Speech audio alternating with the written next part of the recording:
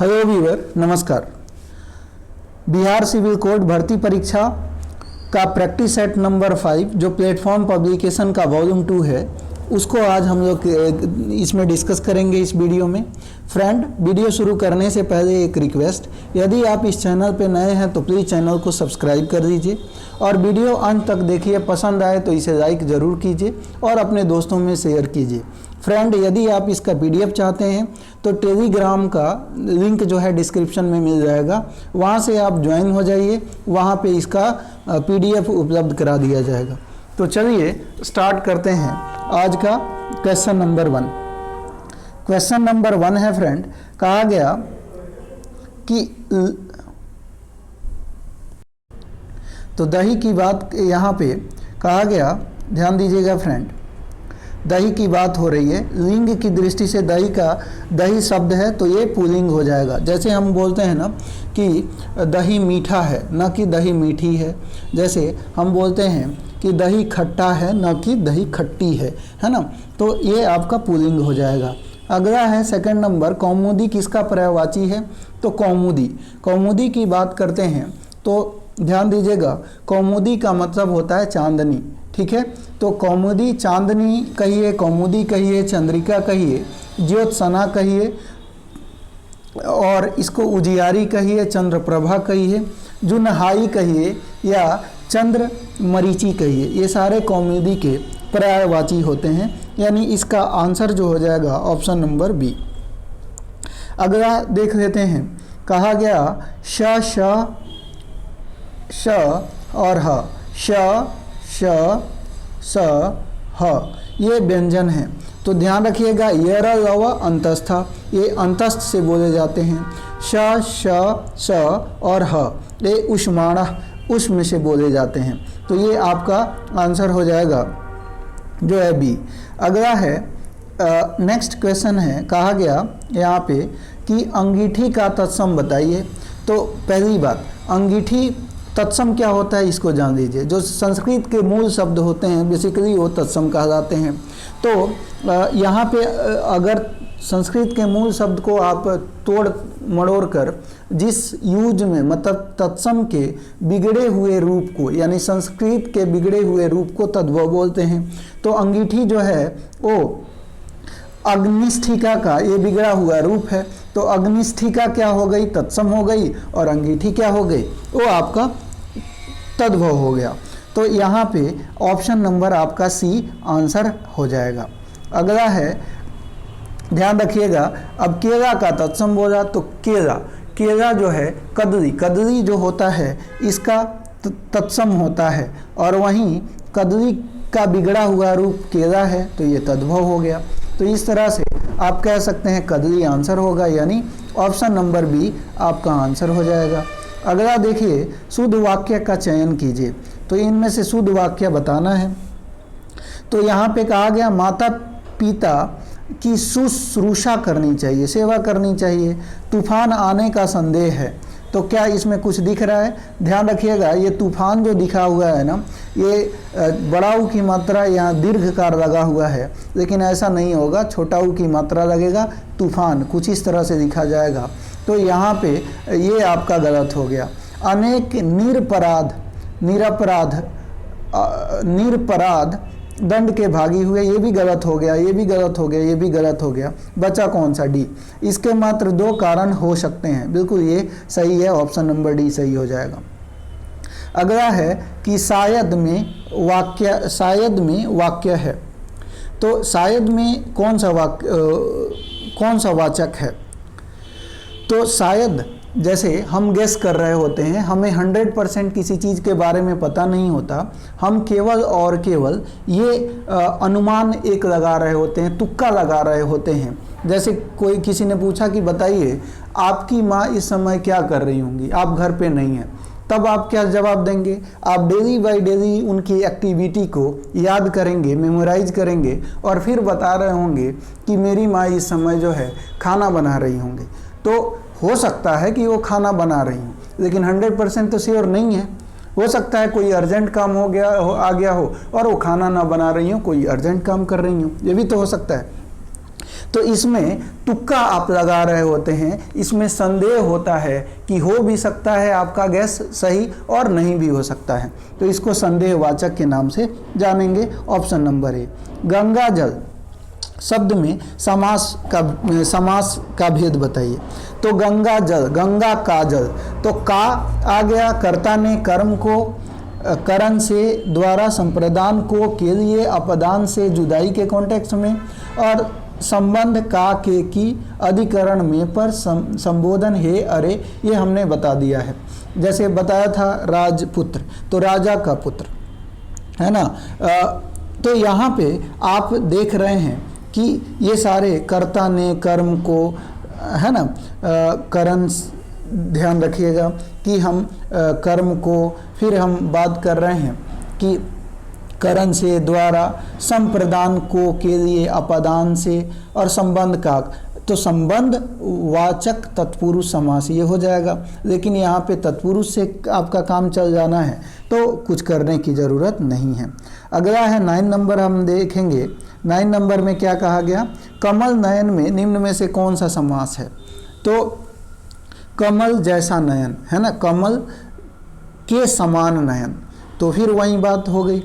कमल नयन, देखिए जब कमल और नयन, कमल के समान नयन हो जिसका, तो ये तो तत्पुरुष हो जाएगा। लेकिन तत्पुरुष में क्या होगा, तो ध्यान रखिएगा, जैसे हम बोलते हैं लंबोदर, तो लंबा हो उधर जिसका, इसका मतलब होता है सीधा सीधा ये गणेश जी को बोलते हैं। जैसे बोला जाए चक्रपाणी, तो जो चक्र को पाण करते हैं अर्थात सीधा सीधा विष्णु को बोल देते हैं। तो जो साधारण अर्थ छोड़ करके विशेष अर्थ ग्रहण करते हैं, ध्यान रखिएगा, वो तो उसकी अगर बात बड़े करें तो वो बहुब्रीही हो जाएंगे। लेकिन यहाँ पे जब हम बात करते हैं फ्रेंड कि अगर कोई ऐसा शब्द जिसका कोई विशेष अर्थ ग्रहण नहीं करता है, दोनों बराबर होते हैं, तो उसको कर्मधारय बोलते हैं। नहीं समझे मैं क्या समझाना चाह रहा हूँ, समझिए। मैं कह रहा हूँ कमल के समान नयन, अब बताइए ना, कमल के समान नयन, इसका कोई विशेष अर्थ निकल रहा है, साधारण अर्थ छोड़ दे, कमल के समान नयन हो जिसका, ये तो साधारण अर्थ हो गया। क्या इसको छोड़ के कोई और विशेष अर्थ क्या निकल रहा है, क्या नहीं निकल रहा है, तो ये हो जाएगा आपका कर्मधारय समास। क्या हो जाएगा, कर्मधारय समास। बात समझ में आ गई। अगला देखिए क्वेश्चन नंबर 10, परमौदार्य। परमौदार्य का संधि विच्छेद आपको करना है, तो चलिए परमौदार्य का संधि विच्छेद हम कर देते हैं। तो ध्यान देंगे, जब परमौदार्य की बात करेंगे, किसकी बात कर रहे हैं, परमौदार्य की, तो ये हो जाएगा परम प्लस औदार्य। क्या हो जाएगा, परम प्लस औदार्य। देखिए पहला ही दिया हुआ है, यानी आपका ऑप्शन नंबर ए आंसर हो जाएगा, परम प्लस औदार्य। अगला है यहाँ पे ईंट का जवाब पत्थर से देना। कहते हैं ना मुंह तोड़ जवाब दिया, तो मुंह तोड़ जवाब दिया, यानी बराबर का जवाब होना चाहिए, है ना। टीट फॉर टैट, जैसा को तैसा, जातों के भूत बातों से नहीं मानते, है ना, ऐसी विचार। तो ईंट का जवाब पत्थर से देना का मतलब होगा मुंह तोड़ जवाब देना। अगला है गुजर का पेट फूलना। गुजर का पेट फूलना का मतलब क्या होता है, ध्यान रखिएगा, औकात से ज़्यादा बात करना। कोई व्यक्ति जो होता है वो औकात से ज़्यादा बात करता है, तो उसको हम लोग क्या बोलते हैं, गुजर का पेट फूलना, इस तरह से, ठीक है, औकात से ज़्यादा बात करना। आगे आइए 12 के बाद 13 नंबर क्वेश्चन देखते हैं। कहा गया आषाढ़ का दिन किसकी रचना है। तो ये देखिए फ्रेंड, ये तो आपको याद करना पड़ेगा, आषाढ़ का दिन मोहन राकेश की रचना है, ध्यान रखिएगा। अगला है हमेशा एक वचन में इस्तेमाल होने वाले शब्द का चयन करें। तो एक वचन में इस्तेमाल होने वाले शब्द, है ना, तो जीवन काल, जीवन बाल, ये सब एक वचन है। ऑप्शन नंबर आपका यहाँ पे बी हो जाएगा।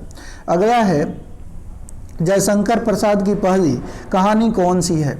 तो जयशंकर प्रसाद की पहली कहानी की बात करें तो ग्राम है। कौन सी है, ग्राम है। और जयशंकर प्रसाद की गीत गोविंद का तो नाम सुना ही होगा, तो इनके द्वारा गीत गोविंद भी लिखी गई है, जो एग्ज़ाम के लिहाज से काफ़ी इम्पोर्टेंट है, बार बार पूछी जाती है।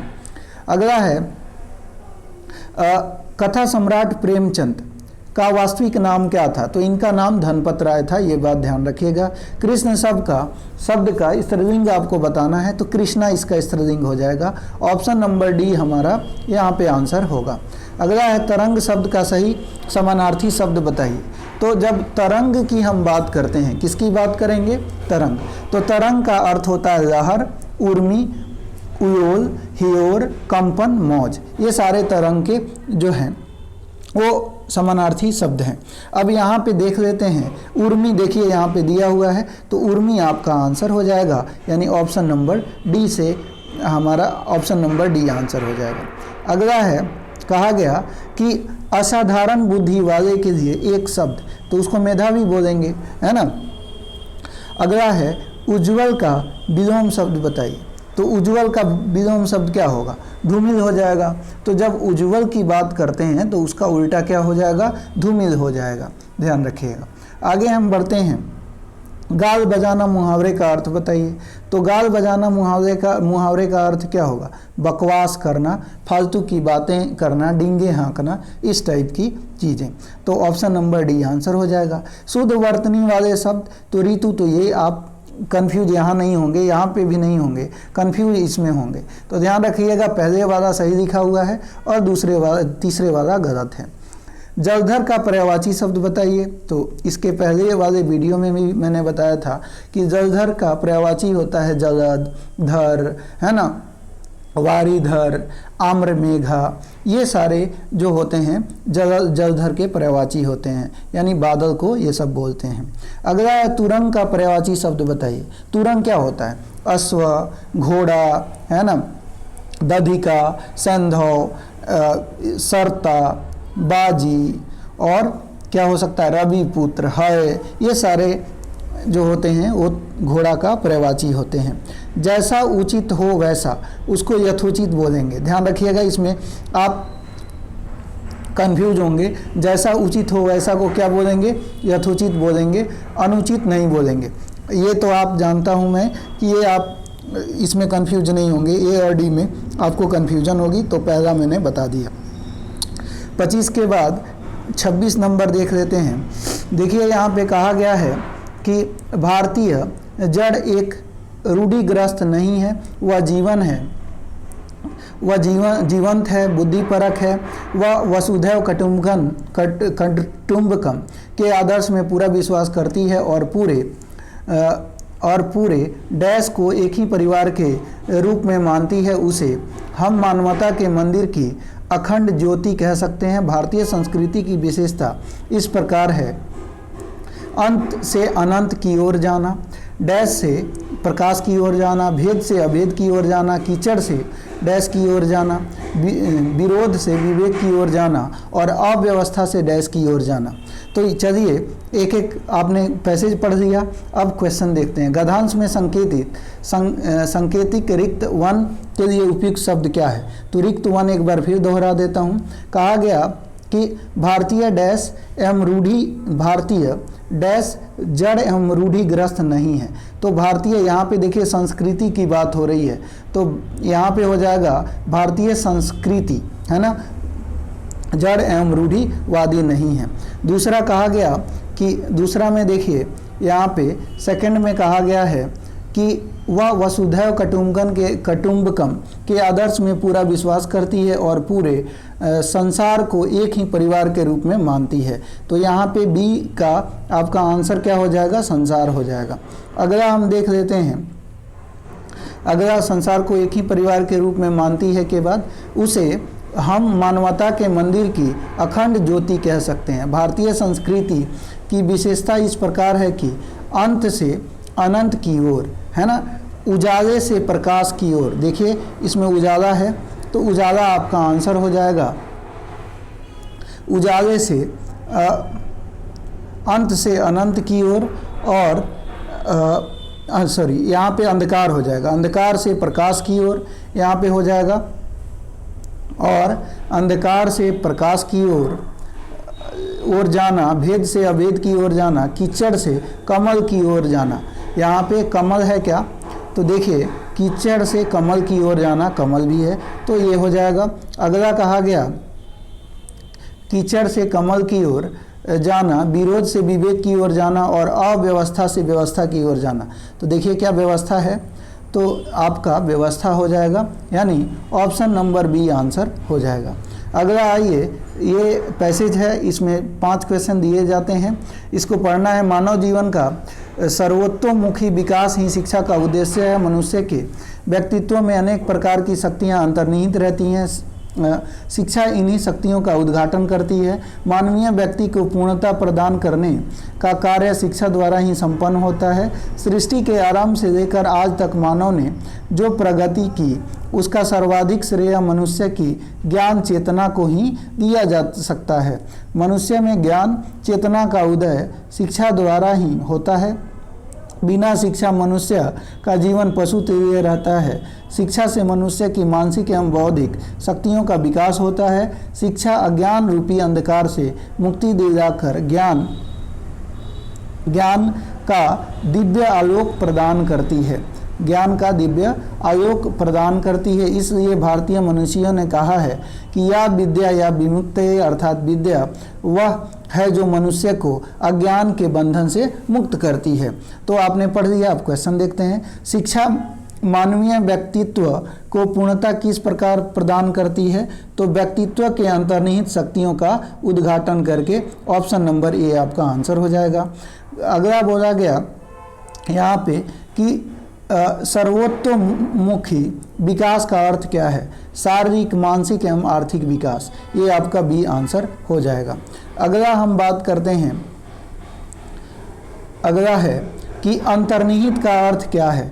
अंतर्निहित का मतलब होता है कि अंदर रखी हुई चीज़, अंदर रखी हुई, है ना। आगे हम बात करें ज्ञान चेतना का मतलब बुद्धि की शक्ति और चिंतनशीलता, इसका अर्थ हो जाएगा। अगला देखिए 35 में कहा गया दिव्य आलोक का अर्थ है, तो दिव्य आलोक का मतलब पवित्र प्रकाश अर्थात बौद्धिक जागृति, ये हो जाएगा। तो हमने हिंदी कर लिया, अब चलिए इंग्लिश को डिस्कस कर लेते हैं। इसमें कहा गया कि फिर इन द ब्लैंक्स भरना है। The wind blew so dash at night that many trees fail into the park. तो यहाँ पे हम बात करें फ्रेंड, तो यहाँ पे कहा गया द विंड ब्लू, यानी हवा बह रही थी, इसलिए रात में बहुत सारे जो है वो पेड़ गिर गए, है ना। तो हवा बह रही थी इसलिए बहुत सारे पेड़ गिर गए। तो हवा क्या नॉर्मल बहेगी तो गिर जाएंगे, नहीं ना। यहाँ पे देखिए ज़रा, पहला है इंटेंशनली, तो इंटेंशनली का मतलब होता है प्रचंड बहना, बहुत ही जोर से हवा का चलना, उसको बोलेंगे इंटेंशनली। दूसरा है जेंटली, तो जेंटली का मतलब यहाँ पे क्या हो जाएगा, इसका मतलब होगा कि आराम आराम से धीरे धीरे बहना। अगला है फायरसली, फायरसली का यहाँ पे मतलब क्या हो जाएगा फ्रेंड, तो ध्यान रखिएगा फायरसली की जब हम बात करते हैं तो इसका भी मतलब होगा बहुत तेज तरार, आंधी तूफान के जैसा, फायरसली, है ना, यानी तीव्रता से, बहुत ही तीव्र गति से किसी चीज़ का चलना, ये फायरसली हो जाएगा। बोल्डली का मतलब क्या होगा, निडरता पूर्वक चलना। तो यहाँ पे क्या आपके अनुसार आंसर होना चाहिए, मैंने बता दिया सबका। तो यहाँ पे सबसे जो एप्रोप्रिएट जो ऑप्शन होगा ये आपका ऑप्शन नंबर सी हो जाएगा, यानी फायरसली, यानी बहुत ही जोर से। The wind blew so fiercely at night that many trees fell in the park, यानी ऑप्शन नंबर सी आपका आंसर हो जाएगा। अगला है select the wrongly spelled word. अब गलत जो स्पेलिंग लिखी गई है वर्ड का, उसको सिलेक्ट करना है और आपको बताना है कि सही कौन सा होगा। तो देखिए गेज सही है, गेजल सही है, गॉज सही है। ये गैजेट को ज़रा देखिए, गैजेट का मतलब क्या होता है, राजपत्र, क्या होता है, राजपत्र। और इसकी स्पेलिंग जो है वो मिस्टेक है, गैजेट की स्पेलिंग जो है यहाँ पे मिस्टेक है, GAZETTE होता है, GAZETTE और ई इसकी स्पेलिंग होना चाहिए, तो ये गलत है ना। तो ऑप्शन नंबर बी आंसर इसका हो जाएगा। अगला देखिए, कहा गया कि Poonam I will wait for you in front of the school gate. Vidushi said, तो इसका इन्होंने कहा कि select the correct indirect forms, तो इसके इनडायरेक्ट जो करेक्ट फॉर्म है उसको आपको सेलेक्ट करना है। तो देखिए ज़रा सी को देखिए, Vidushi told Poonam that she would wait for her in front of the school gate. Option number C आपका आंसर हो जाएगा। अगला आइए ज़रा 39 देख लेते हैं। इंटरफेयर, इंटरफेयर का आपको साइनोनिम्स बताना है। इंटरफेयर का मतलब होता है हस्तक्षेप करना, बाधा डालना, विघ्न डालना, इस कॉन्टेक्स्ट में इसका प्रयोग होता है। तो इसका सिमिलर आपको समानार्थी बताना है, तो इसका मतलब ऑब्स्ट्रक्ट, ऑब्स्ट्रक्ट का मतलब होता है अड़चन डालना, बाधा डालना, विघ्न डालना। अलाउ का मतलब होता है अनुमति देना, परमिशन दे देना। हेल्प का मतलब सहायता करना। असिस्ट का भी मतलब होता है, जैसे कहते हैं ना, मैं आपको असिस्ट करूंगा, यानी मैं आपकी सहायता करूंगा, हेल्प करूंगा। तो इस तरह से, तो यहाँ पे आंसर हो जाएगा आपका ऑप्शन नंबर डी, ऑब्स्ट्रक्ट यानी बाधा पहुंचाना। अगला है एंटोनिम्स बताना है। हॉलो, हॉलो का मतलब कोई चीज़ खोखली होती है तो उसको हम लोग बोल सकते हैं हॉलो। क्या बोलेंगे? खोखली कोई भी चीज़ होगी तो वो हॉलो हो जाएगा। जैसे आपके कोई भी मतलब जैसे बर्तन हो गया तो उसमें पानी रखते हैं, जाहिर सी बात है वो खोखला होगा तभी तो उसके अंदर पानी आएगा, तो खोखला हो गया। कोटर आपने देखा होगा, कोई बूढ़ा पेड़ हो जाता है तो वो खोखला अंदर से हो जाता है, तो उसको हम लोग क्या बोल सकते हैं? वो जो है हॉलो है। क्या है? वो कोटर जो है हॉलो है। अब इसका एंटोनिम्स बताना है, तो जाहिर सी बात है कोई खोखला है तो कोई सॉलिड होगा, तो यहाँ पे आपका आंसर क्या हो जाएगा फ्रेंड? सॉलिड ही होगा। एम्प्टी का मतलब तो खाली होता है, नैरो का मतलब संकीर्ण होता है, और कर्व्ड का मतलब घुमा हुआ होता है, मुड़ा हुआ होता है। तो आंसर आपका ऑप्शन नंबर ए हो जाएगा। अगला है कि इसमें अप्रोप्रिएट आपको वर्ड को लिखना है। Dash the great leader is no more, तो डैश द, अब कोई दुख व्यक्त कर रहा है कि अब जो है अच्छे महान नेता नहीं है, है ना, तो यहाँ पे क्या होगा? हुर्रे तो खुशी के लिए आप रिप्रेजेंट करेंगे। हेलो जब कहेंगे तो किसी से परी इंट्रोड्यूस करने के लिए कर सकते हैं। अल्लास और ब्रावो, तो ब्रावो का मतलब क्या होता है? बहादुर, है ना, कहते हैं ना वेल डन ब्रावो, है ना। तो कोई शाबाशी देने के लिए यूज करते हैं। बच गया अल्लास, तो अल्लास दुख व्यक्त करने के लिए इसका प्रयोग करेंगे, तो आप कहेंगे alas the great leader is no more. बड़े दुख की बात है कि महानतम नेता नहीं है ना। अ पर्सन, एनिमल और plant belonging original to a place. A person, animal और plant belonging originally to a place, तो एक व्यक्ति, जानवर, पौधे जो अपने नेटिव प्लेस पे हैं, वहीं पे वो उनका जन्म हुआ है, वहीं पे रहे हैं, वहीं पे पले हैं, बड़े हैं, तो उनको क्या बोलते हैं? तो उनको नेटिव बोलते हैं। क्या बोलेंगे? नेटिव। एलियन का मतलब होता है विदेशी व्यक्ति, अजनबी, अननोन, उसको हम लोग एलियन बोलेंगे। ओकुपेंट का मतलब क्या होता है? ध्यान रखिएगा, रेसिडेंट का मतलब निवासी होता है, और ओकुपेंट का भी मतलब जो होता है वो भी निवासी के कॉन्टेक्स्ट में यूज होता है। तो आपका यहाँ पे ऑप्शन हो जाएगा डी, यानी आंसर 42 का डी आंसर होगा। आइए 43 की बात कर लेते हैं। कहा गया द लॉयंस शेर, तो लॉयंस शेर का मतलब होता है, ध्यान रखिएगा, अ ह्यूज प्रॉफिट, एक बड़ा सा मेजर फायदे का हिस्सा। लॉयंस शेयर्स का मतलब अ ह्यूज प्रॉफिट, एक विशाल फायदा, एक बहुत ही अधिक फायदा। जैसे वास्को डी गामा कब आया था भारत में? 1498 में, और वो आया यहाँ से स्पाइसेस खरीदा और उसको ले जाकर पुर्तगाल में जब बेचा तो कहते हैं कि वो इससे 60 गुना अधिक मुनाफा कमाया। मतलब 1 रुपये की चीज़ को ऐसे समझिए, 1 रुपया तो लिया ही लिया, 60 रुपया का वो उस पर फ़ायदा कमा लिया। तो इस तरीके से, तो ये 60 रुपये का फ़ायदा आप क्या कहेंगे? कहेंगे ना कि ये ह्यूज प्रॉफिट है, ये एक लॉयंस शेयर्स है। क्या है? The lions share. आगे हम बढ़ते हैं। अगला है 44 की बात करें तो इसमें कहा गया ऑन पर्पस। किसकी बात करें? On purpose. तो ऑन पर्पस का मतलब यहाँ पे क्या होगा उसको आपको बताना है। तो चलिए ऑन पर्पस देख लेते हैं। ऑन पर्पस का मतलब यहाँ पे क्या होता है? कहा गया with no reason, carefully, deliberately या एमलेसली। तो ध्यान रखिएगा, ऑन पर्पस की जब हम बात करते हैं तो ये सोच समझ कर, है ना, पर्पस से, है ना, कोई काम जो करी जाती है तो वो ऑन पर्पस करी जाती है, सोच समझ के करनी चाहिए कि उसके प्रोज क्या होंगे, कॉन्स क्या होंगे, फ़ायदे और नुकसान क्या होंगे, ये आपको समझ में आनी चाहिए, है ना। बिना सोच समझ के किया गया काम वो हमेशा असफल होता है। तो ऑन पर्पस का मतलब यहाँ पे हो जाएगा सोच समझकर, और डेलिबरेटली का भी मतलब होता है सोच समझकर। एमलेसली का मतलब लक्ष्य विहीन, केयरफुली का मतलब होता है सावधानी पूर्वक, विद नो रीजन का मतलब कोई कारण, बिना कारण के। तो देखिए यहाँ पे आप कंफ्यूज किस में हो सकते थे, दो ही में, कौन कौन सा, बी और सी में। तो ध्यान रखिएगा, केयरफुली का मतलब सावधानी पूर्वक, लेकिन ये इसे मिलता जुलता है लेकिन उतना मिलता जुलता नहीं है। इसका सबसे अप्रोप्रिएट जो आंसर होगा सी हो जाएगा, डेलिबरेटली। इसका मतलब होता है सोच समझकर। अगला कहा गया कि इसमें आपको पैसिव को चूज करना है कि इसमें सबसे अप्रोप्रिएट कौन सा पैसिव है। तो देख लेते हैं, कहा गया she took my signature on the application form.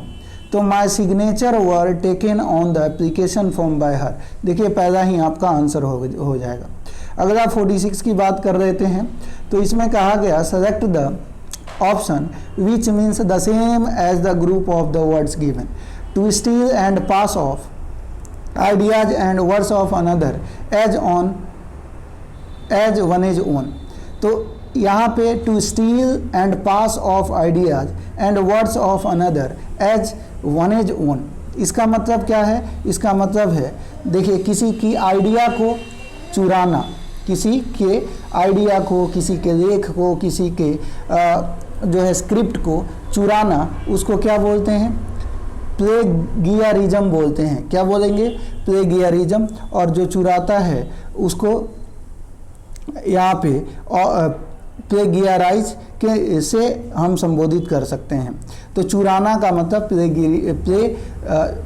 प्लेगियराइज। अगला है select the most appropriate antonyms of the given words. तो यहाँ पे ये गिवन वर्ड्स है पेरेनियल। पेरेनियल का मतलब क्या होता है? सबसे पहले इसको समझना जरूरी है। पेरेनियल की बात करें तो इसका मतलब होता है हमेशा के लिए, हर हमेशा के लिए। क्या बोलेंगे? हर हमेशा के लिए, है ना। तो कहते हैं ना, जैसे आप भावुक होते हैं तो कहते हैं कि बस एक बार मेहनत कर रहा हूँ और हर हमेशा के लिए मैं कामयाब हो जाऊँगा, दुनिया हमें मान सम्मान रेस्पेक्ट देगी। कितने दिनों के लिए? तो पेरेनियल, हर हमेशा के लिए। कब? जब आप मेहनत करेंगे।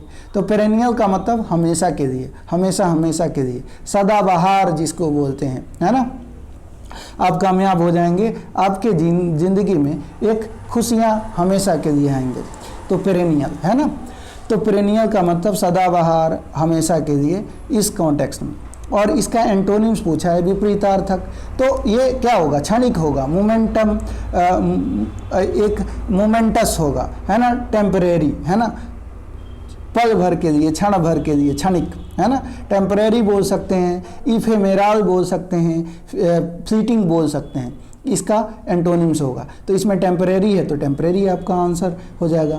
कंटिन्यूअल का मतलब होता है लगातार, है ना। लॉन्ग स्टैंडिंग का मतलब होता है यहाँ पे ये लंबे समय के अंतराल पर।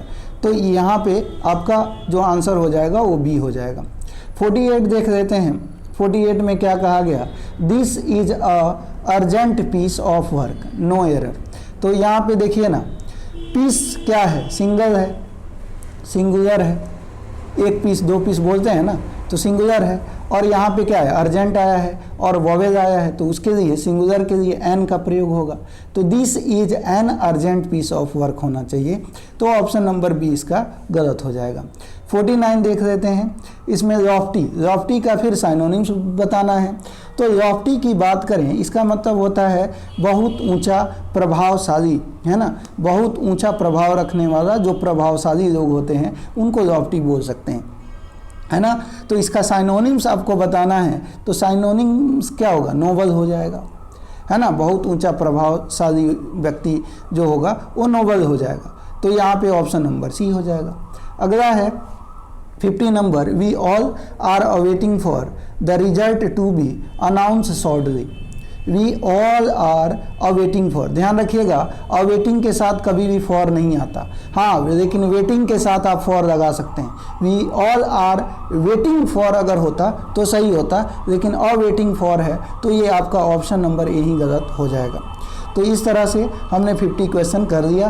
बाकी मैथ का क्वेश्चन हमारे पास जैसे ही संसाधन उपलब्ध होंगे मैं आपको विश्वास दिलाता हूँ कि बहुत ही जल्द कराऊंगा। फ्रेंड, यदि आपको वीडियो पसंद आई हो तो वीडियो को लाइक कर दीजिएगा, चैनल पे नए हैं तो सब्सक्राइब कीजिए। धन्यवाद।